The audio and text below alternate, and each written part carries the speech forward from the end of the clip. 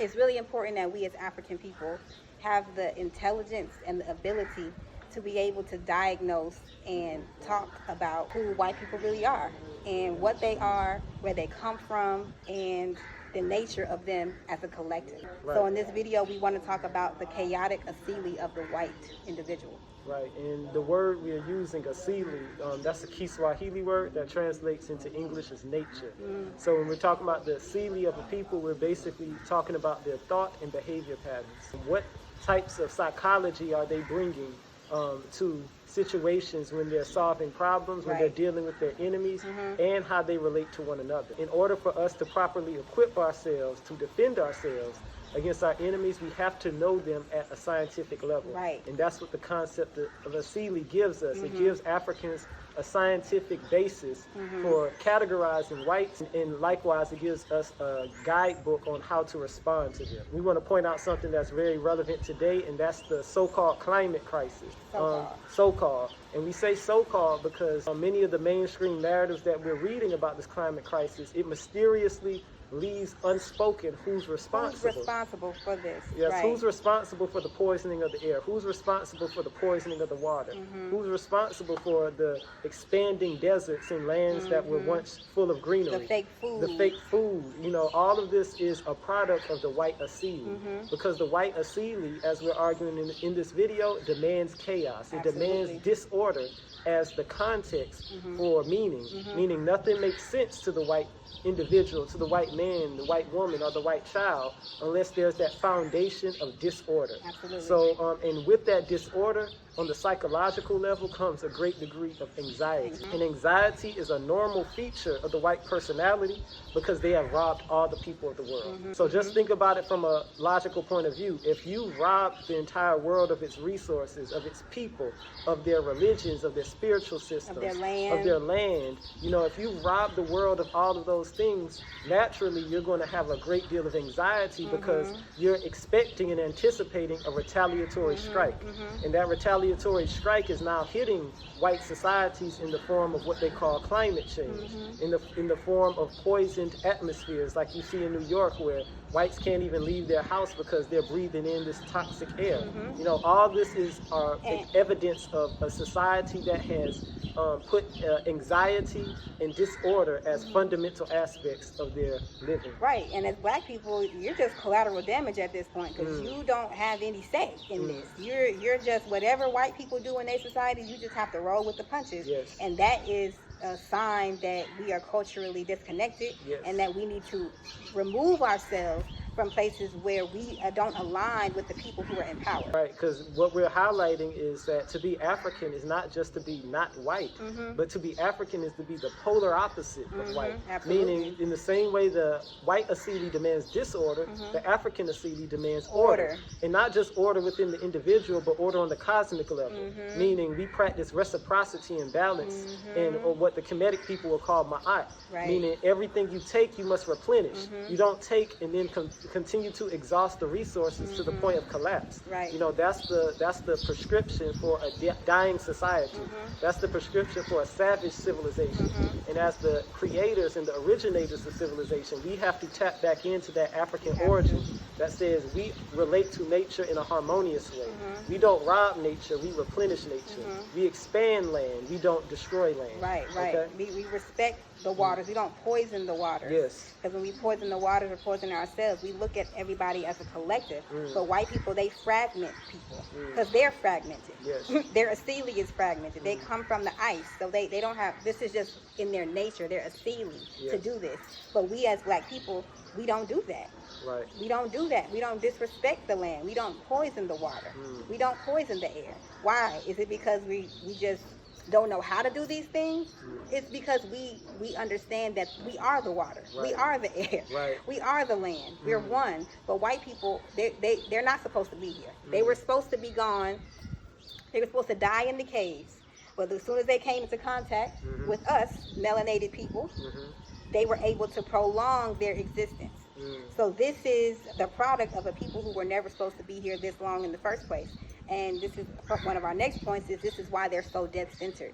They fixate on death their terminology, their music, their movies, the whole horror genre in movies is a fixation of death.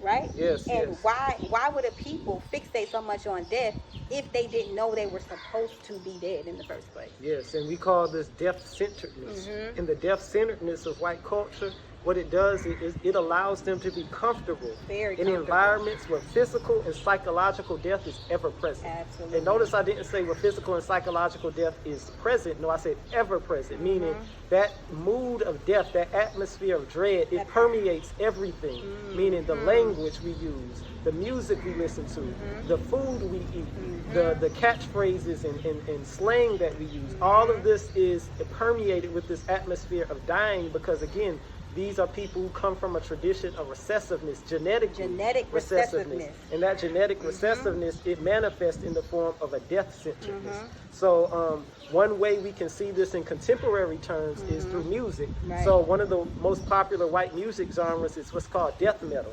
And if you listen, well, you shouldn't listen, but if you know of death metal, you know that the names of these bands are like screamingly obvious that these names come from a culture of people who are not just fascinated, but they have an addiction, an almost morbid fixation on death. Yes.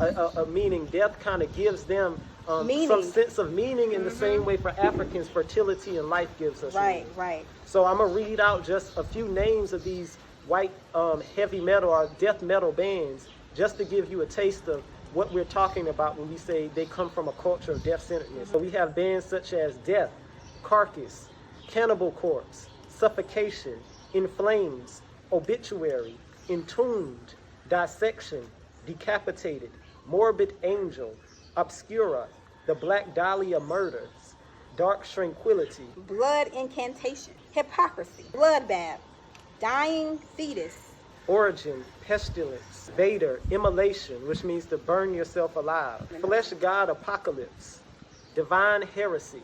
You see, all these words, this language, they're giving you a legend, they're giving you a key into their psychology. You know, that's something that one of our master teachers, Dr. Sheikh Atajoke, taught us, is that when you're looking at the psychological unity, as he put it, of a people, you look at their poetry and you look at their music. Because in the poetry and music, what you get is that window into how they conceptualize the universe. Right, because it's easy to hide who you are outside of the music, outside of anything else. But show me your music, show me your movies, show me your terminology, your slang, and I can get to the root of who you are. Who you may hide, you may try to hide the person who you are on the surface. But when I can see what you're listening to, see what you're watching, see what you're reading, now I'm getting deeper. And that's one thing we as black people in America, they don't do. They don't diagnose white people. Yes. Like, they don't know how to look deeper than what white people show them. And this is why it's so easy to deceive us. It's so easy for us to walk up to white homes and knock on white doors and think that, you know, white people won't kill us. We want to focus in on the predatory nature of white women, because this is something that we're missing. How white women are becoming more emboldened and becoming more confident in their capacity to inflict violence, deadly force on African men, women, and children. Meaning they're killing us very boldly, and they have no sense of remorse about it. They have no sense of reservation. And that's because the white woman, what she represents is the manufacturing center. Absolutely. She's the cultural administrator. She's the one who teaches the white man how to inflict terrorism and domination on the rest of us. So you think that you getting off by just having white friends that are women. Meanwhile, you closer to the devil than there are the white men, because there would be no white man without the white dog woman. In fact, Khalid Muhammad, he termed the white woman as the mother of the devil. Absolutely. Meaning if the white man is the devil, then the white woman is the mother of the devil. And in African tradition, we know the mother is the first and most important teacher. So where did the devil learn how to conquer others? Who taught him? Where did the devil learn how to destroy languages and destroy spiritual systems and to rape land? Who taught him? He learned that from the white mother. Absolutely. You know, and we even have African proverbs that caution us. And these proverbs, remember, when we're talking about African proverbs, we're talking about a technology. You know, technology isn't just mechanical. Technology is anything that aids in the genetic survival of a people. So in our proverbial libraries, what we have is information, advice, wisdom designed to keep us away from our enemies and to channel all of our productive energy so that we can help each other survive. Sure. And there's a Yoruba proverb that says the only way to prevent a pointed stick from piercing into one's eyes is to walk away from it at a distance. Now, the operative phrase in that is at a distance, meaning when we're dealing with environments that are full of threats, we have a preventive mentality, meaning we don't wait till the threat materializes. Nope. We don't even position ourselves in close proximity We're not to the even threat. invasive like that. Because as Africans, we look at things from not just a spiritual but a scientific perspective, meaning we know the nature of the threat. Meaning if you truly knew the nature of white women, if you truly knew the nature of white men, if you truly knew the nature, not the behavior, again, the nature, meaning behavior and the spirit. Remember, thought and behavior. If you know the Asili of the white person, you would not want to position yourself in close proximity with them. And you definitely wouldn't go to their front doors. You definitely wouldn't go to their front doors unarmed. You definitely wouldn't live in their neighborhood. So this behavior of not only putting ourselves in close proximity to whites, but in fact trying to negotiate with them, trying to interact with them as if they come from a heritage of civilization like we do, this is evidence that we've lost memory of our cultural wisdom. We've lost memory of the proverbial wisdom that says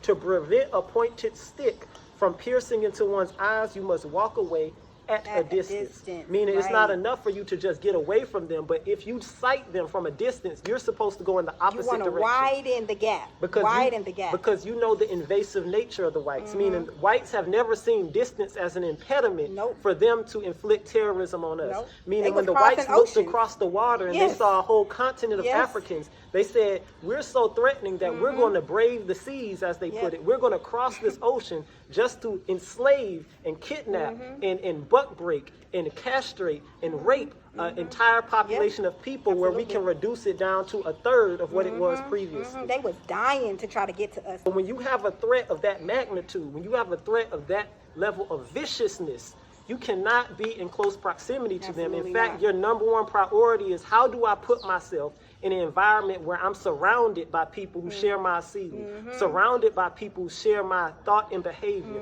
surrounded by people who share my reverence for life, not just human life, but life in the natural world as well. Absolutely. You see, where you don't have polluted water, where you don't have polluted land, where you don't have polluted soil. You know, this is what it means to be African on that Asilic level, meaning on that level where I'm connecting my genes to my thought. I'm connecting my spirit to my behavior. You see, this is what it means. So we've lost sight of that, and we see the consequences of that forgetfulness in the predicament of black people is a cost. In the states, in the United States. There's a cost for not accepting what we're saying. Yes. You see, like, we don't make these videos for fun.